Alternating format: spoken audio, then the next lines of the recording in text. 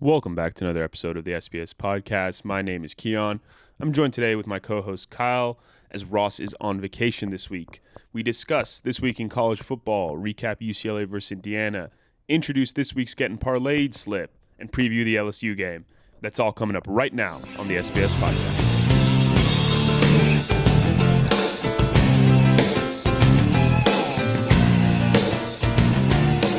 All right. Tough weekend, Kyle. Not so good for us Bruins, but how about you? What do you think? No, it was a tough weekend for me in general, sports-wise. Some other teams that I support went down. UCLA on Saturday evening, obviously, it was a tough one to watch, but hopefully this weekend we can, at least compete a little bit better than we did on last Saturday. Yeah, I feel you, dude. Obviously the Bruins and then the Rams for me also, who are completely decimated in terms of injuries. Injuries. Yep. Yeah, the Niners too, though. I saw this tweet that was really funny. It was like the Rams versus the Niners this weekend is going to take place inside an MRI unit. Yeah, no Debo I saw for the Niners. For CMC, the Rams, no Puka, or CMC obviously. Rams, no Puka, no Cup now. Yeah, and like the entire O-line. Well, let's get into some college football. Did you watch anything outside of UCLA? Did you watch any SEC, any Big Ten? I watched a little bit. Honestly, I had some buddies in town over the weekend. So I was actually out golfing early Saturday morning. My dad calls me. He's like, "Are you watching the LSU game? Like, LSU looks horrible. We're gonna run up a score on them, all this and that." Safe to say 8 hours later, it wasn't the same tone, but I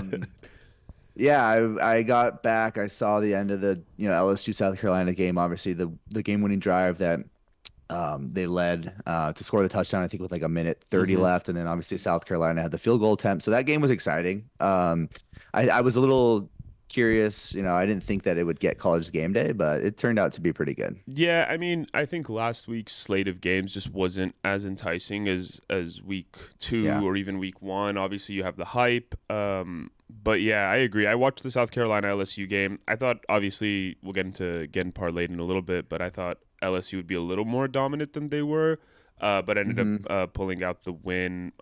They look good on certain fronts. They look really bad on certain fronts. I think I had the similar thoughts with your as your dad on the LSU for a little bit, but yeah, obviously those thoughts aren't the same right now. I mean, I'm on the train where if we can just get clicking a little bit on offense, right? I do think we can score some points this weekend. That's a big if, and we'll talk about that later. But. Yeah.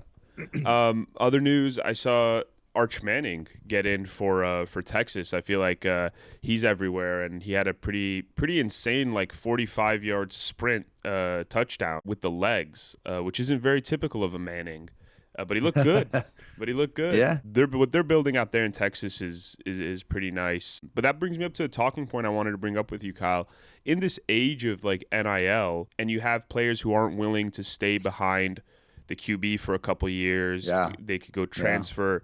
Arch Manning, being the name that he is, the profile that he has, he went out and he stayed 1 year behind Quinn Ewers. Quinn Ewers came back, and Arch Manning decided to stay and be his backup again, albeit he's getting a little more snaps this year in garbage time, and now that Quinn Ewers is out. But I feel like that's really rare nowadays. You don't see rare. it. Yeah. No, I mean, hats off to people that like that, right? Like to sit behind someone for 2 years with that kind of talent. I mean, with that kind of name, Arch Manning could have gone probably anywhere he wanted to for any NIL figure. But yeah, I mean, you hit it spot on. Like, you don't see that. And I think that, maybe Arch Manning, he just, wants to be at Texas. Maybe it's a good fit. Obviously, maybe Sarkisian, he sees something there that, he's still got a couple more years where he can develop. But yeah, I think he looked good when he came in. And I mean, I think as a quarterback, it's the same thing as baseball, right? Like, the more game time you get, the more reps, and the more just like if you're pinch hitting in baseball, you're not going to get that same consistency type thing. So I think if they were to throw him in, that, he'd run with the job. But obviously there's quite a bit of talent there in front of him. So totally. And now they're the number 1 team in the country. They upended Georgia for that number 1 spot. So that SEC is looking to be really entertaining. We got Texas and Georgia are going to play in a few weeks. Obviously, Georgia, Tennessee, Kalen DeBoer, and Alabama are looking maybe better than some people thought. What do you think about the Big 12, Keon? Do you think, I mean, I was taking a look at the Big 12 yesterday and just the teams in the Big 12 without Oklahoma and Texas, like Hmm. the Big 12 does not really stand out on paper to me. No, I think it's like 8 teams could win it realistically. If you had asked me at the beginning of the season, I liked Utah. I was kind of homering for Utah as a former Pac-12 team, and it kind of really depended on Cam Rising's health, which Yeah. as UCLA fans and former conference foes, we know he's very inconsistent with his health. And what year is this, dude? How many years has Cam Rising been in college Uh, football? I think Like he's going to be 7? applying for either his seventh or eighth year. That's Yeah. So that crazy. puts us back to, I mean, he must have started as a freshman. I mean, I can pull up his, Yeah. when he enrolled, but Because he's like he must have he's been like a freshman in 25 right now. 27. Yeah. He's like pretty much damn near my age. Yeah, and it's crazy because you have I saw this tweet again about the I think it was Sunday Night Football, Caleb Williams versus C.J. Stroud. They was Hmm. like 23 and 24 years old, and Cam Rising is 25, and he's still in Utah and applying for another year or something like that. Yeah. Cam Rising was a 2017 high school grad. Wow, That's wow. crazy. Yeah. I have to I wonder how he feels having some of these like 2022s in his class and Children. yeah like Children. it's crazy like you can't be going to the same college bars, you can't be going to this doing the same Yeah. things that that No. some of your Cam underclassmen Rising, are. yeah. Cam Rising better be laying low. We better not see him out at like the local Utah bar or anything like that. Like, yeah. Exactly, but I'm sure being there for 7 years he's probably a regular at some spots. Yeah. Okay, well let's transition into UCLA versus Indiana. Kyle, give us a sort of gut reaction. I've had some time to settle on it. After the game, I was hot. It was just one of those feelings as a UCLA fan where I'm not gonna say I was embarrassed, but it just, it hurt to, be wearing a UCLA polo for a little bit the rest of the night. I think we talked about it last week. I knew Indiana was much better than Hmm. the previous couple years. Kurt Signetti, I mean, we've heard, Aikman talk about him on Monday Night Football. I know Hmm. you mentioned that. I mean, since Saturday night, he's sort of been the talk of the town. And, Curtis Rourke, I mean, 307 yards, 4 touchdowns. Like, he was lights out. This UCLA team, I think, we talked about it last week. We were going to get a lot of our questions answered on Saturday night, right? We played the Hawaii game. We went into a bye. We didn't really know what we were, if the Hawaii game was a fluke or what really was going on. But, you know, one touchdown again. The offense is not clicking the way that we had thought it would. Ethan Garbers is not playing anywhere near where I thought Ethan Garbers could play. I mean, the run game looked a little bit better. It wasn't nothing to write home about. And then the defense was, I mean, just the separation on a lot of the receivers from Indiana against our DBs. It was just like, stealing candy from a baby, honestly. So if I had to give it a grade, it would be an F. It was one of the worst UCLA games I've seen in the past decade that I've had to sit through. And it's dim right now, Keon. It's dim over Yeah, here. I feel that. Saturday night was very depressing. I was in attendance at the Rose Bowl, and to be honest with you Yep. guys, this was one of the single most unenjoyable outings at the Rose Bowl that I've ever had. It's a sad, sad day when a sunset at the Rose Bowl fails to cheer you up. Yeah, very unenjoyable. It Yep. it was like you mentioned. I felt as though I was just throwing my hands up in the air, saying, "What is Yeah. going on?" Almost every play, whether it was on offense or on defense. So yeah, it was just very very unenjoyable and dim. And I was on my Yeah. drive back from the Rose Bowl. It was one of those. No music on. I was just kind of sulking Just yeah. driving back. And Almost then, like you played in the game, right? yeah, exactly. It takes you back to the playing days where you had a bad game and you're just like, I need to sulk a Sulking little it. bit. Yeah. Yeah. I turned to Marley after so Indiana marched down 12 plays, 75 yards, right, and scored a touchdown in 6 minutes. Just easy, right? I think they Yep. converted three or four third downs on that Mm-hmm. initial drive. And then we come out and we need a response. And what do? we fumble the handoff on It the was first play of the crazy. game. I turn to Marley and I go, we're in for a long night. This could get ugly right here. If it gets a 14-0 and we're having to claw back in this game, like that's the game that I think I feared most of, a game where UCLA was having to fight back by more than a one-score game. And that's what we were doing essentially all night. And there was a glimmer of hope, I think, when we made it, 21-10 at half and we got the ball back. We had to score coming out of halftime. I think we ended up punting or something of that nature. But yeah, from there on out, I think they went down and scored a touchdown. It was like 28-10. Then we scored a field goal, and at that point, it was like we can't just be scoring field goals here. These guys. I mean, honestly, I was very impressed with Indiana. Like, Yeah. they. I'm interested to see how Indiana fares the rest of the season. I really am, because I think with the talent that they brought over with Signetti from James Madison, I do think that there's good talent there. Um, and be interesting. I think they showed a graphic of the rest of their schedule the rest of the hmm year. They got a pretty.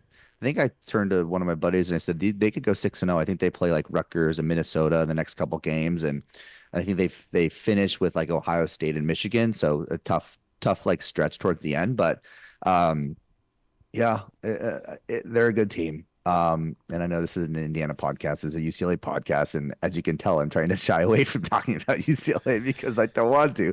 But I mean, there's not much yeah, to talk about, unfortunately, besides being, grim and negative. And that also yeah, gets tired. Like, I feel like probably much like a lot of our listeners, over the last few yeah, days, we have dissected this loss on our own. We have talked to all of our buddies. The group chats have been blowing up, whether you're friends or fans of Rivals or Bruins.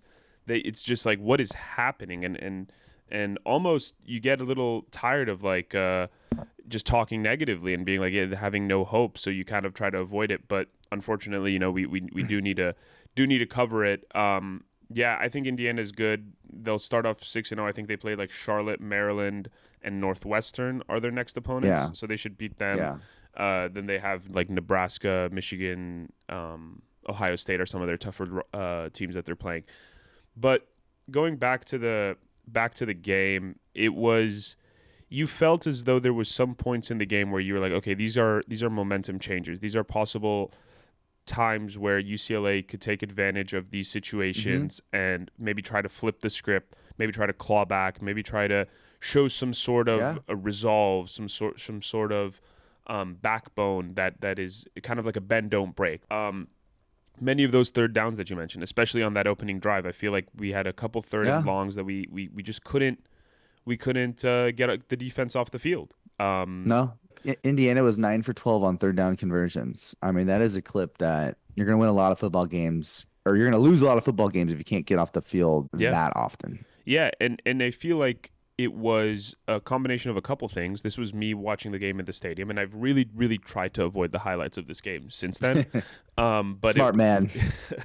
but this was, I felt as though we could get very little pressure on Curtis Rourke, and when we were able to, we couldn't make the sack.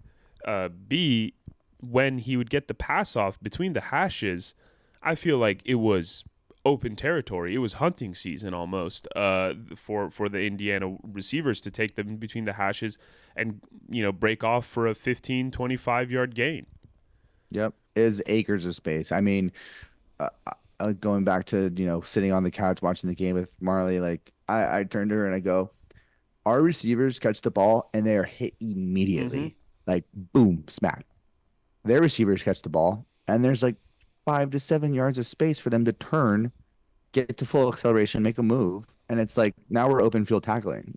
Yeah. So that was, a huge difference in, why Curtis Rourke could throw for so many yards. I mean, they rushed for another 123. So it's not like their rushing game was, anywhere Yeah.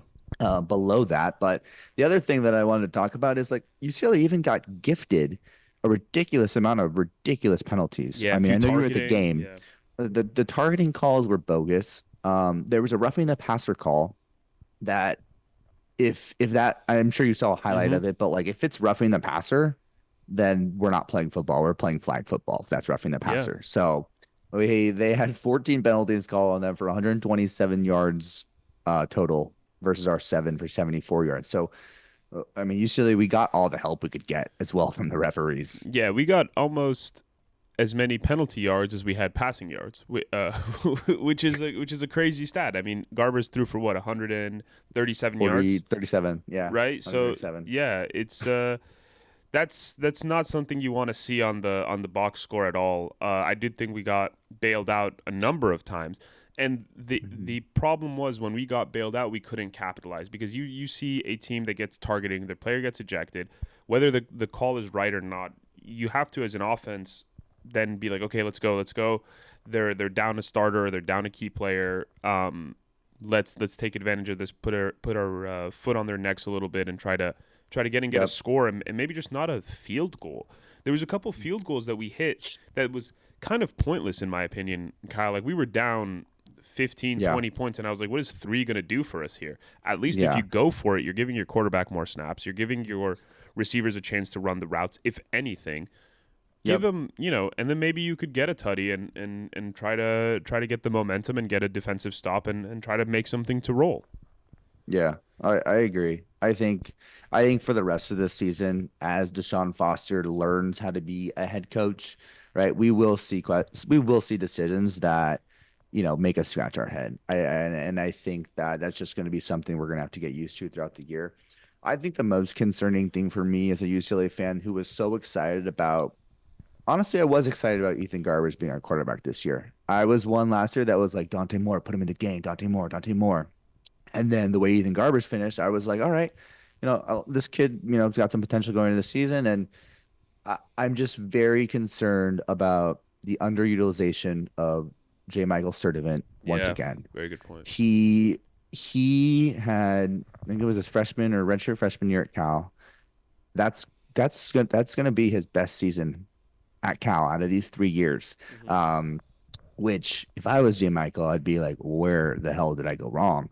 But I was very excited about that combo this year. And with him out wide, our yards per pass, in the Indiana game was 5.9 yards per pass. I don't know exactly what it was in the Hawaii game, but at that yardage, per pass attempt, J. Michael's not going to be, that involved, which is very concerning given his talent. Did he get any receptions this game? I don't think I remember Mataveo probably was our leading receiver. No, he didn't have 1 reception. TJ Harden was our leading receiver with 4 receptions. Mataveo had 3. Rico had 2. Titus had 2. Keegan had 1. Logan had 1. Like that box score right there. That tells you what you need to know. Everything I need to know. Yes, exactly. Like if our running back is the leading receiver, we're just not a good enough offense. And I hate to say it, but it's just the truth. And so you can't keep dumping it off to your running back as a safety blanket because your receivers aren't able to create any separation with the DBs in the corners to be able to make their quarterback feel comfortable to throw it to them. I'm not you and I, listen, Ross isn't here and you and I aren't the football analytics, analysis nerd that Ross is to his credit, but it doesn't take a football brain to see some of this stuff. But the receiving, it has to do with play calling as well. I think probably wasn't ready. Eric Bieniemy, everybody's like, oh wow, well he was the OC for the Chiefs. He was the OC for the Chiefs, and the Chiefs won all these things. But you got to remember, the Chiefs have Patrick Mahomes. He's one of the greatest quarterbacks of all time. Had Tyreek Hill for a little bit.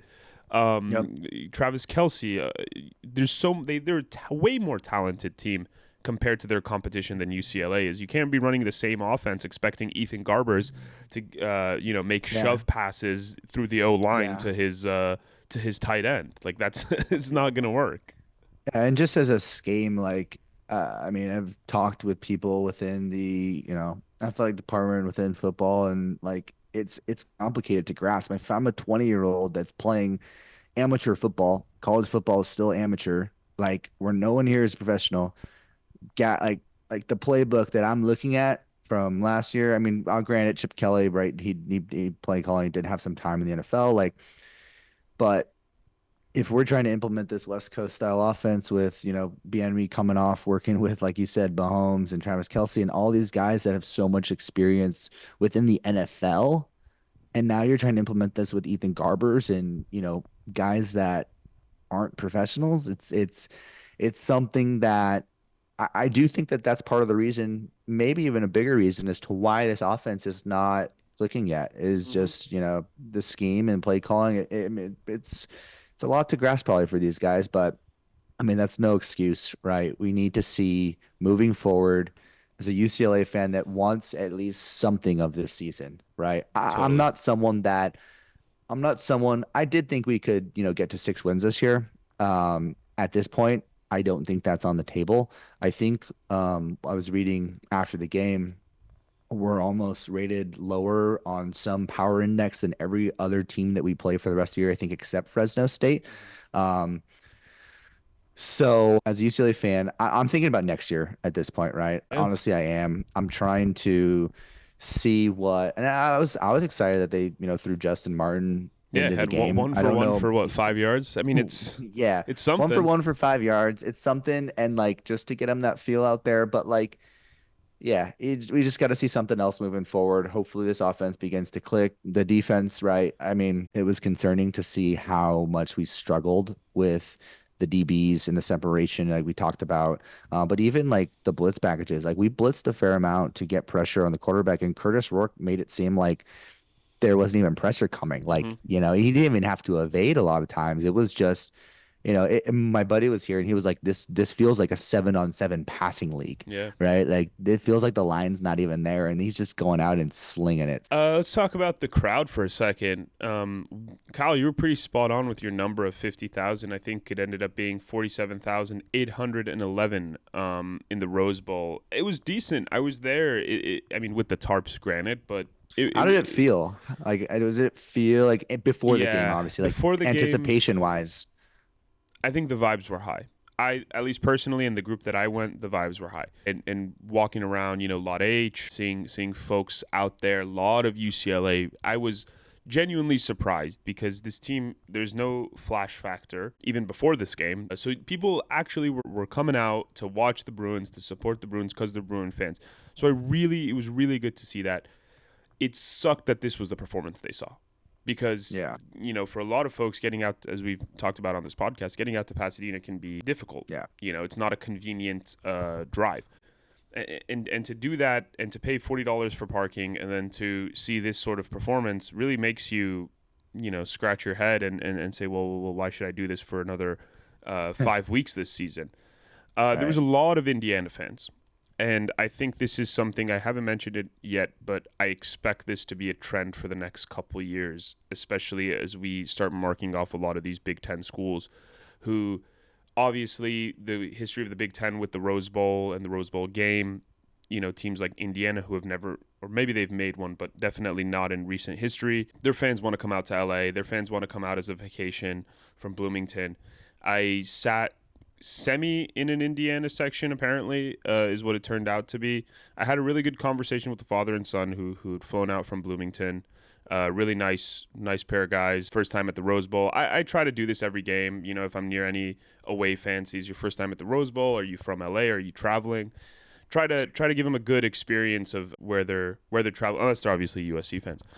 Yeah. I was gonna say though, was this before we started getting slaughtered, or was Yeah, this? this was like as I entered the stadium. I was like, "Oh, hey guys, Okay. how we doing?" Yeah. That let's transition to Gettin Parlayed. Perfect. Quick recap from last week. We went. Oh, The two of us here went 0-2. Ross had his pick correct. Overall, Kyle, you're 0-2. I'm 1-1. Ross is 2-0. So tail with your own caution. Kyle, what is your pick this week? my pick this week, all right, is gonna be Nebraska -8 versus Illinois Boom. at home. I'm staying within the Big Ten. I honestly I've been really impressed with Rayola, and just the play there. I think Nebraska, we saw it with Colorado. It's a tough place to go and play. And I think as they continue to gain that momentum, it's going to get tougher and tougher. I mean, what you're playing in front of 5,000 people up there at Memorial Stadium. Mm-hmm. So it's a tough environment. And I think that, you know, like this Nebraska team, I mean, it's 22 versus 24. I would say that -8 for that like ranking discrepancy is pretty large, but I do think that even Nebraska's defense is, really performed. I mean, they gave up 3 points last week versus Northern Iowa, 10 points to Colorado, who, sort of shelled out last week. And then, gave up a touchdown to UTEP. So they haven't really been tested. This is one of those games I think that, will be answer a lot of, Dylan Raiola and like how special he is. And I honestly think that he's ready to rise up to like a bigger game.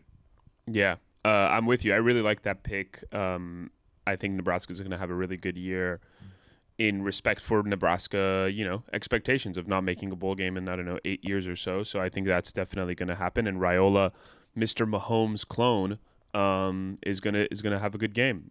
My game Yeah. that I'm picking for Gettin Parlayed is going to be for the second time that we've picked Tennessee's spread in the Gettin Parlayed. So it's at -7 currently. A lot of things that you said about Nebraska, I kind of want to echo about Tennessee. They have just such a high-powered offense with Nico, and they're coming off a 71-0 win against Kent State. And you're giving me a touchdown. Give me the points. Give me Tennessee -7. They are on the road against Oklahoma. First SEC game. Oklahoma's 15, Tennessee's 6. So this is going to be in Norman. But Oklahoma, I think, is a little overrated. I haven't loved what I've seen out of them. They have a tough schedule, obviously, being in the SEC now. I don't think they're ready. I think Texas is ready for SEC ball. I don't think Oklahoma's ready for SEC ball. So yeah, in Norman, it's going to be a hot one. 95 is game time temperature right now. Over-under is pretty high at 57.5, but give me Tennessee and the points. ESPN's giving them about a 3/4 chance to win at 73%.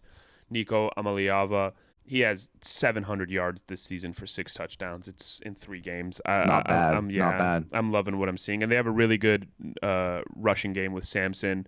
He has already 9 TDs in 3 games. So give me Tennessee, give me the points. If you choose to tail us, the slip, since Ross isn't here, is going to be +260 for that 2-picker.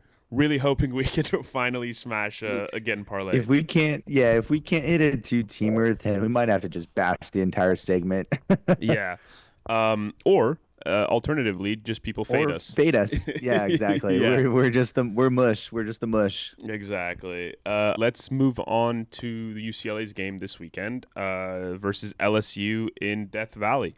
Kyle, do you have any, off the bat thoughts? Yeah, off the bat thoughts are I'm scared. I mean, I think last week when we started to preview this gauntlet stretch, I think one of our segments was maybe gauntlet stretch not looking too gauntletty. This is going to be one of the toughest environments UCLA football has played in quite some time. Mm-hmm. Going to Death Valley, it's going to be 91. Actually, I just checked the weather, so it's going to be pretty damn hot. And this upsets me to say, but yesterday, UCLA DB Kalen Moore said that the coaches had to bring the team up 2 times yesterday in practice because of low energy. That's and I mean, I get it, right? Like I mean, these guys are on Twitter too. I mean, Twitter was not the nicest place. UCLA Twitter was not the best place to be on Saturday night. Can't imagine it's too easy to pick up morale after a game like that versus Indiana. And now you're going to LSU. And I bet you a lot of those players also have on the back of their mind, Oregon's coming next week. Mm-hmm. And then we're going to Penn State. Yeah. It pains me to say it, man, but this is going to be a tough stretch of UCLA football for these next 3 weeks. I think it really is. If we get a glimmer of hope, I will be so excited. We're back. We're back. We're ready. We're going. But I got a great opportunity to play golf this Saturday at a great course up here in northern Idaho. Free tee time for me. I asked the guy what time. He said 11:30 in the morning Saturday.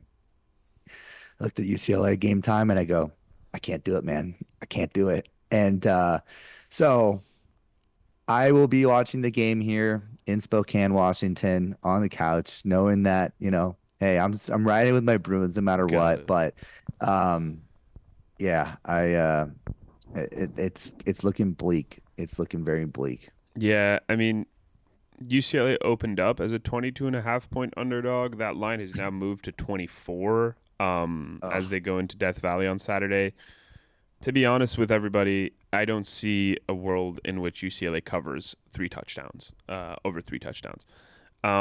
If the defense really does need to get better at pressuring the QB, if Curtis Rourke, no disrespect to Curtis Rourke, if yeah. he was able to put up the numbers that he did, 307 yards, four touchdowns, as you mentioned, imagine what Garrett Nussmeier is going to do.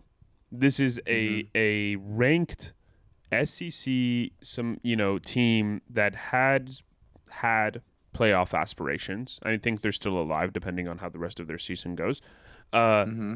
they're not going to take the foot off the pedal anytime during this game. They're going to go to embarrass us. They're going to go see when they want to give the playoff committee. They're not going to give them any reason why they shouldn't be in it.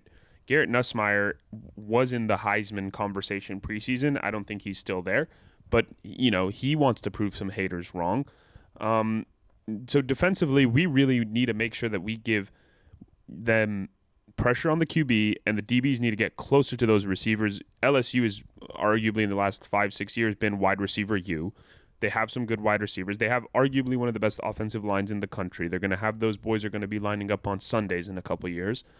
Um, Hmm. yeah, we just need to get it together, get some pressure, get some good blitz packages going, and then on the ones where we want to drop back, that the defense needs to stick to their mans or in their zones and create as little separation as possible between them and the receivers and try to tackle them immediately. These yards after catch need to be reduced, especially Yeah, against a team like agreed. LSU. Indiana's one thing, LSU's a perennial football powerhouse.